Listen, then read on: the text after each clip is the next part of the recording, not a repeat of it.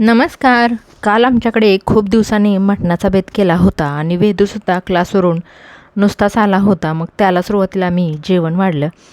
तर रात्रीच्या वेळेस शक्यतो आम्ही अवॉइडच करतो मटण आणायचं. पण काल नाही का अचानक हे मटण घेऊन आले आणि एकदम क्लीन आणि फ्रेश मटण मिळालं होतं. म्हणून ते सुद्धा घेऊन आले. म्हटले खूप दिवस झालं मटण खाल्लं नाही म्हणून. तर मटण सुरुवातीला मी स्वच्छ धुवून घेतलं. त्यामध्ये मीठ आणि हळद घातलं. तर मी माझी पद्धत तुम्हाला आज दाखवणार आहे. मी मटण कशाप्रकारे बनवते.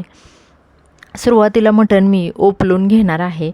तर तेल गरम करून घेतलेलं आहे. त्यामध्ये एक बारीक चिरलेला कांदा मी परतून घेणार आहे तेलामध्ये. तर बघा अशा अनेक पद्धती आहेत मटण म्हणजे करण्याच्या. वेगवेगळ्या पद्धती म्हणजे प्रत्येक घरानुसार त्या बदलत जातात. तर मी कराडची असल्यामुळे मी पहिल्यापासून अशाच प्रकारे मटण बनवते.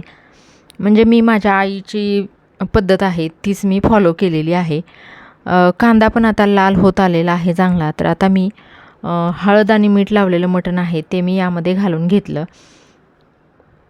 मिठामुळे मटणाला चांगलं पाणी सुटलं जातं आणि असं केल्यामुळे ना मटण हे पटकन शिजलं जातं. तर माझ्याकडे ना मी नेहमी पातेल्यामध्येच मटण शिजवते. आमच्याकडे माझ्या साहेबांना कुकरमध्ये शिजवलेलं मटण आवडत नाही. कारण ते म्हणतात की कुकरमध्ये शिजवलेलं म्हणजे कुठलं पण अन्न असतं ना तर ते टेस्टी लागत नाही. तर म्हणून मी मग पातेल्यामध्येच मटण नेहमी करत असते. तर आता हे पाणी बघा वरती ताटामध्ये ठेवलेलं आहे ते गरम झालेलं आहे. ते मी या मटणामध्ये घालून घेणार आहे. रस्सा थोडा मला जास्त करायचा आहे. पाणी एवढं पुरणार नाही म्हणून मी केटलमध्ये पाणी गरम करून घेतलेलं आहे. ते सुद्धा यामध्येच मी घालून घेणार आहे.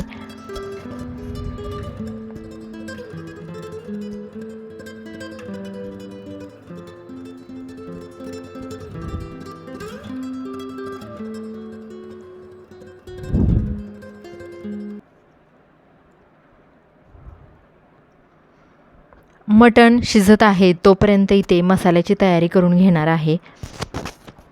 इथे मी आलं, लसूण, कांदा आणि खोबरं घेतलेलं आहे आणि तसेच सुके मसालेसुद्धा घेतलेले आहेत.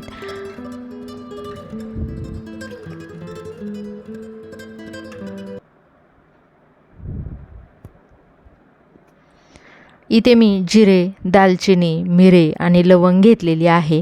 तर सुरुवातीला हे लो फ्लेमवरती मी थोडंसं गरम करून घेणार आहे. आणि 4 वेलचीसुद्धा घेतलेली आहे आणि वेलचीमुळे ना रश्शाला खमंग असा वास सुटला जातो. खूप टेस्टी होतो रस्सा. तर सुके मसाले मी भाजून घेतले. नंतर खोबरं मी थोडंसंच गरम करून घेणार आहे. गरम केलं ना की म्हणजे मिक्सरमध्ये चांगल्या प्रकारे बारीक वाटलं जातं. खोबरं भाजून झालं की कांदा भाजून घेतला.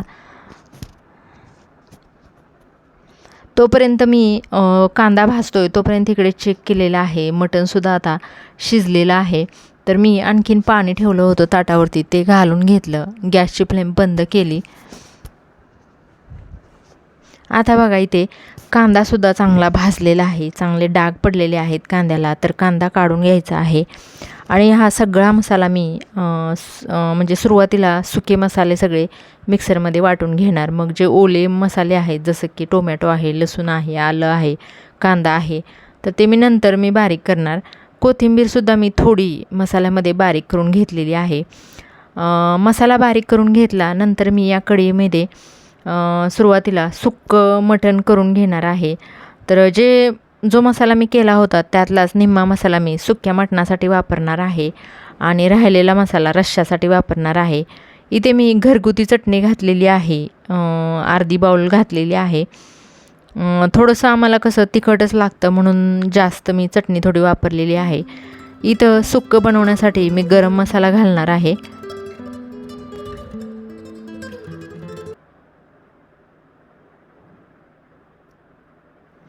छान आणि खमंग असा मसाल्याचा वास सुटलेला आहे.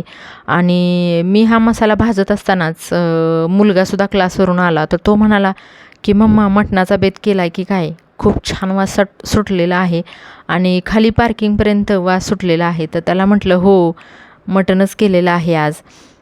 बघा हे पीस मी काढून घेतले होते, ते मी या मसाल्यामध्ये घालून घेतले आणि छान मसाला आणि मटणाचे जे पीस होते ना ते छान हलवून घेतले, एकजीव केले आणि वरून कोथिंबीर घातलेली आहे.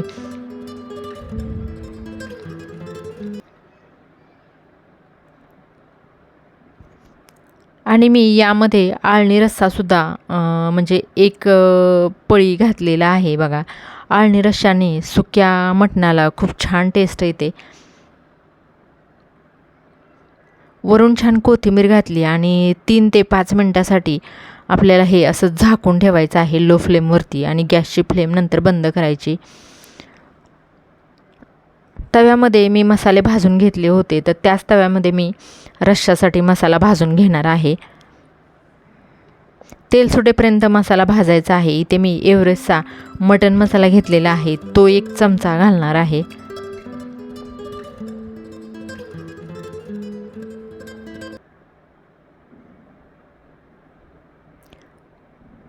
तर ही माझी पद्धत तुम्हाला कशी वाटली ते मला कमेंटमध्ये नक्की सांगा. तर रश्श्यामध्ये सुद्धा मी माझी घरगुती चटणी घातलेली आहे.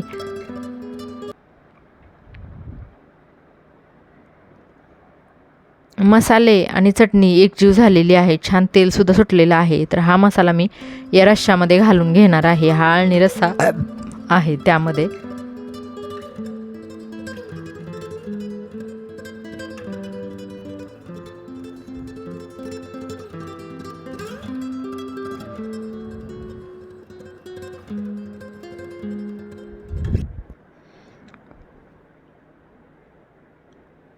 वरून छान कोथिंबीर घातली आणि लो फ्लेमवरती रस्सा उकळण्यासाठी ठेवला. इकडे मी भाकरीची तयारी पण करायला लागली होती. तेवढ्यात वेदूने खूप घाई केली.